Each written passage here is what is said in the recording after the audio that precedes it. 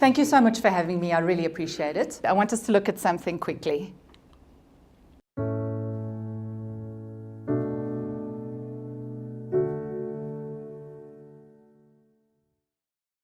Hi, my name's Keisha. My last PAP smear was in July 2015. I'm Jackie, and I've never had a PAP smear, and I've never even been to the gynecologist. I'm Carmelita, and I've never had a PAP smear. Hi, my name is Chelsea, and my last PAP smear was 6 months ago. I'm Steph, and I've never had a PAP smear. Ladies, what I want you to take note of is before I did this video, I put a call out for people to come and talk to me about when the last time was that they had a PAP smear. I wasn't prescriptive.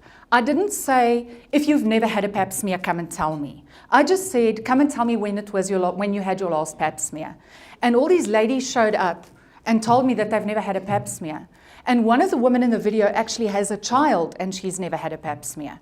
So I'd like to talk to you today about PAP smears and about cervical cancer and how they impact one another.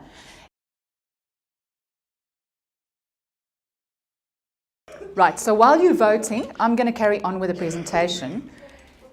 When you take a look at this, this is your female reproductive area. This is where your cervix is. It's at the top of your vagina going into the uterus. Uterus is where you carry your baby. Just so that everybody knows where your cervix is. Great. What is a PAP smear and why should you have it done? A PAP smear is a microscopic examination of cells taken from the cervix. So I'm going to talk you through the procedure that they do. When you go and have a PAP smear, it's a 3-minute examination that your gynae or your doctor does. It's not painful at all. If your PAP smear is painful, then there's a problem, but then you need to talk to your doctor about that. So what happens is you go and they make you comfortable and you lay down on a bed and they have a tool, it's called a speculum, I think, and they just insert it in and open it slightly so that they can take a cotton swab and earbud to take a specimen so that that gets sent to the lab so that they can test that for abnormal cells. So that's what a PAP smear is. The sample is then sent to the lab for analysis, and if abnormal cells are detected, the doctors will advise you what your course of action is. Now, if they pick up abnormal cells right in the beginning, removing those cells is so quick and easy. It's a 15-minute procedure in the doctor's office. It's not painful. And then you know that it's not going to turn into cancer. I wish I'd known this, but nobody had told me this. And so what happened to me is I went to the gynecologist. At the end of 2014, he picked up abnormal cells. And he said, it's really nothing to worry about. He made me comfortable. He said, I'm reassuring you, it's not a problem at all. Come back in 6 months' time. So in 6 months' time, I went back and he still said, it really isn't a problem. Don't worry about it. Come back in 6 months' time. So when I went back at the end of 2015, he diagnosed me with cervical cancer, which could have been avoided had I known that I was entitled to a second opinion. So if I had known this, I would have seen another doctor. I would have had the doctor remove the abnormal cells, and I wouldn't have had to go through the chemotherapy and the radiation that I had to go through, which was terribly unpleasant. I want you guys to know that a PAP smear doesn't have to be expensive. Your GP can do it, your gynecologist can do it, or you can have it done for free at the local clinic. Let's have a look at this quickly. Hi, my name is Kathleen, and I was diagnosed with cervical cancer in 2012. I never thought this would happen to me. I never thought I'd get that phone call where my test results came back and my world turned upside down. My GP phoned and said, come in so we can go over your results. My heart sank. Once all my test results came back, it was clear that I had cervical cancer and that I had to go for a radical hysterectomy. The road to recovery was long. It was hard. But luckily I didn't have to have any chemo or radiation. I still go for regular checkups every year just to make sure that everything is fine. I knew I needed to go for a PAP smear once a year, but nobody ever really explained why. I didn't even realize that there was an HPV vaccination that could aid in preventing cervical cancer. Throughout all of this, I realized that cancer does not discriminate. I've always been very maternal, so to be told that I won't be able to carry my own baby was devastating. 5 years later, I still battle watching programs about babies. I feel like I've been robbed. It's very, very difficult to come to terms with. You never know what life's going to throw at you. I live my life one day at a time, taking advantage of every moment that I have. I'm truly blessed with the friends and family that I have. Without them, I wouldn't have been able to get through this ordeal. No matter what life throws at you, you are stronger than you think you are. Thank you, Kathleen. That was amazing. Everybody, can everybody give Kathleen a hand? Thank you so much. I just wanted to mention to you, as on the topic of medical aid, you don't necessarily have to be fully covered on a full medical aid. I was on a hospital plan, and because cancer is a dread disease, it's covered under the hospital plan. So just check with your medical aid, but make sure that you've got some kind of cover for cervical cancer or for cancer as a whole, even breast cancer, because this is an expensive disease and it's not something you want to be stuck with, that you need to. In fact, on that point, when I was diagnosed and I went to the oncologist, he actually told me that his private patients never come back. He's been in private practice for 26 years. He's never had a private patient return with a recurring cancer. But it happens all the time at the state hospital because the machines break and you can't have your treatment on time. And you know what it's like at the state hospital. There's crowds of people sitting, and so getting in and having your treatment done on time is problematic. And so they always come back with recurring cancers, but because in private practice they take care of you, this hardly ever happens. So just if you can take a note of that. So you may have heard in the video that Kathleen was talking about HPV. HPV is the human papilloma virus.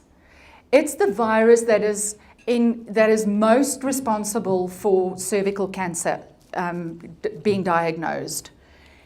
If you are diagnosed with cervical cancer, 50% of women will die from this disease. And the reason for that is that it hardly ever shows symptoms in the beginning. So by the time people are diagnosed, the cancer had probably spread, and then it's difficult to get under control. That is why when you see symptoms, when you see something is not right, go to your doctor immediately. Symptoms that can happen is abnormal bleeding. You can have pain. I had a little bit of pain here on the left-hand side, and I left it for a while because I was traveling and I couldn't get to the gynecologist. And so by the time I actually went to go see the gynae, I couldn't sleep on my left-hand side because it was so sore here. So your body tells you that there's a problem. And take note of that, because I know that it's hard to hear that there's a problem, but it's better to hear this than to be stuck in a situation where the cancer has advanced and it's gone to your other organs, and then that's a problem. You guys know what I mean? 70% of cervical cancer is caused by HPV. That means that if you do the HPV vaccination, there's a very good chance that you can stop this cancer from happening. So it's a totally preventable disease, and there's no reason that 50% of people have to die from this disease. There's no reason, in fact, that anybody has to die from this disease. So as far as HPV is concerned, I know that the schools are doing a rollout at the moment. Government is doing a rollout in the schools. Not all the schools are getting the vaccine, but some schools are. So if you want your children vaccinated, just check with your school to see if the government is coming around to do the vaccination. The ideal age to vaccinate boys and girls is between 9 and 12 years old, but you can vaccinate up to 26. The efficacy just diminishes over time. The reason we also vaccinate boys is because boys are carriers and they pass it on to the girls. And HPV doesn't have symptoms, so you could have this and you will not know it. And 80% of people will get HPV in their life. So that part of the room. So that's a whole lot of us. The majority of us will contract HPV at some stage in our life. So that's why it's important to get vaccinated.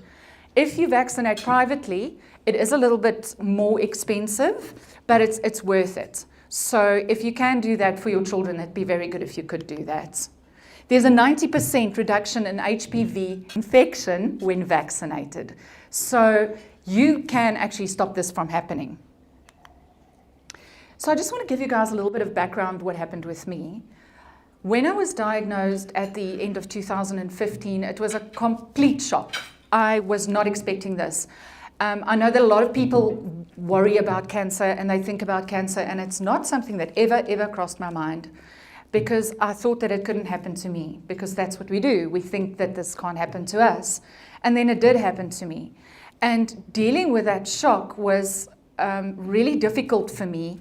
I didn't know how to handle it at all. And so I basically felt like I had no emotions for about a month, because it's your body goes into shock. And so to be able to cope, you just can't form an emotion. I didn't cry, I wasn't angry, and I was really actually quite concerned. But trust me, the emotions came later. So it was a horrible experience to be diagnosed. My gynecologist, you know, when you see in the movies people sitting at their doctor's office, and there's friends and there's family and there's a box of tissues and they give you the sad news, and it doesn't happen like that in real life. My gynae phoned me on the telephone while I was driving, and he said, "You have cervical cancer." It was a terrible experience, and he handled it wrong.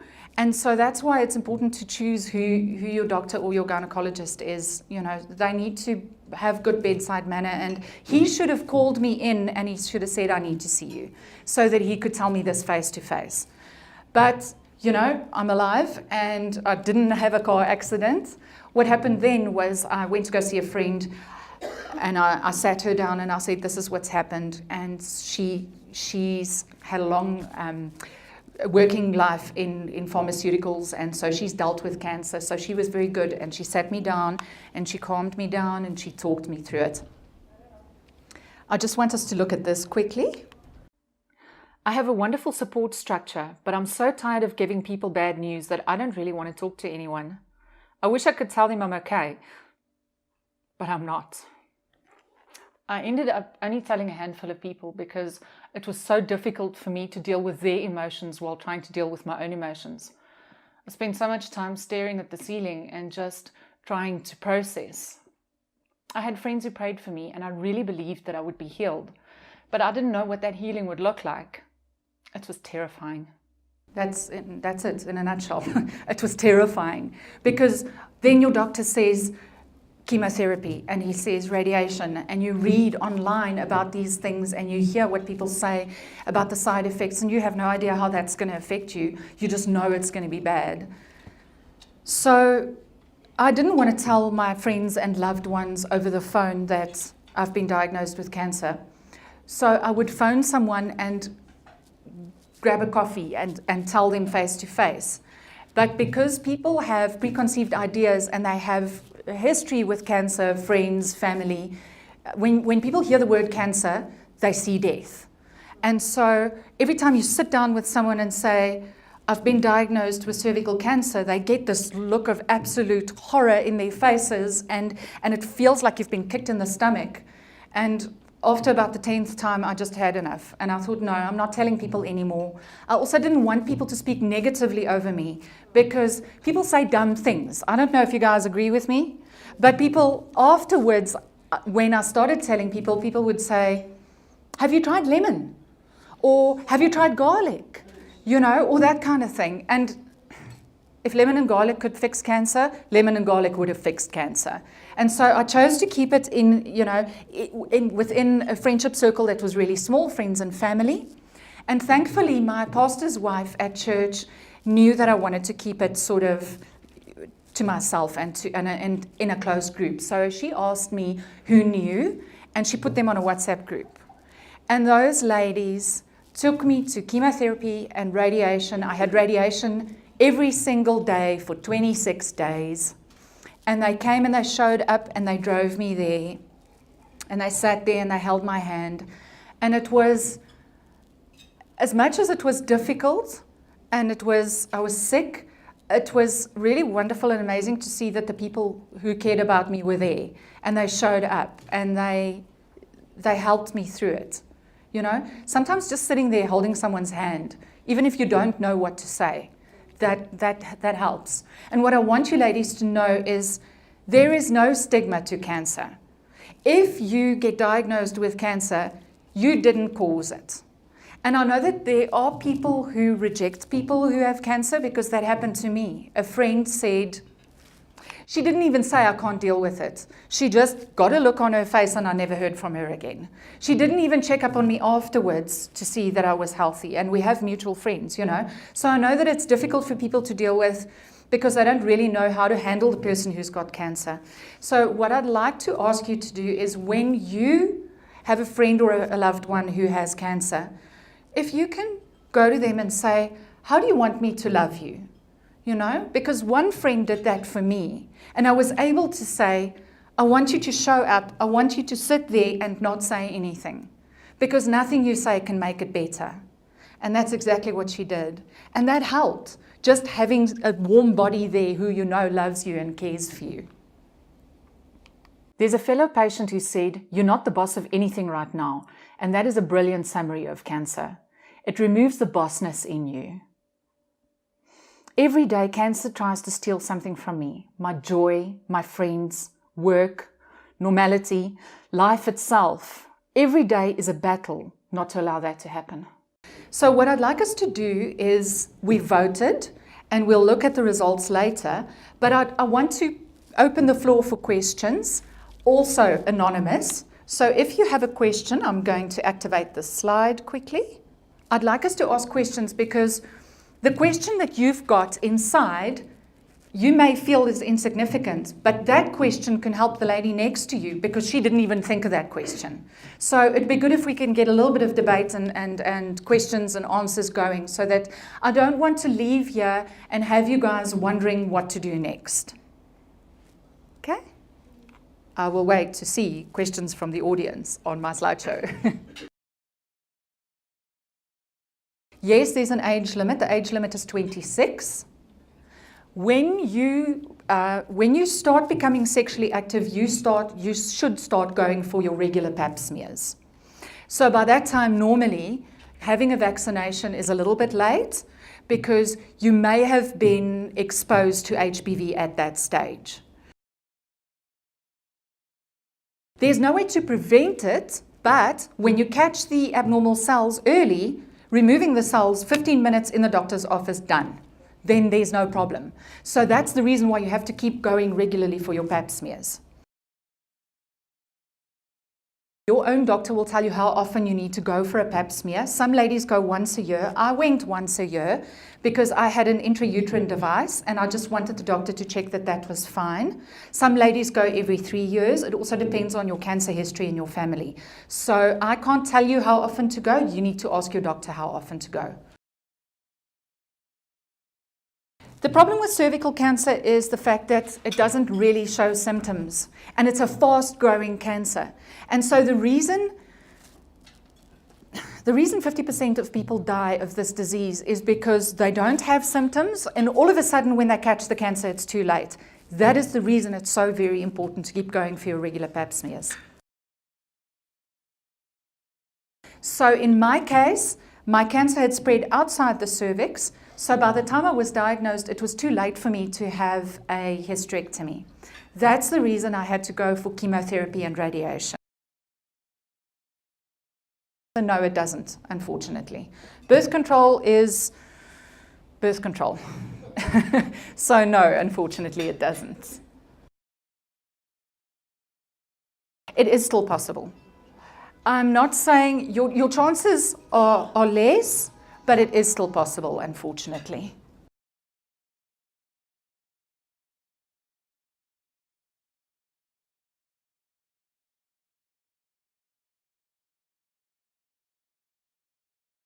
Ladies, so I gather that we all know now that this is a preventable disease, right? Yes. So it would be so good if I know that you guys are going to go for your PAP smears, because this is so important.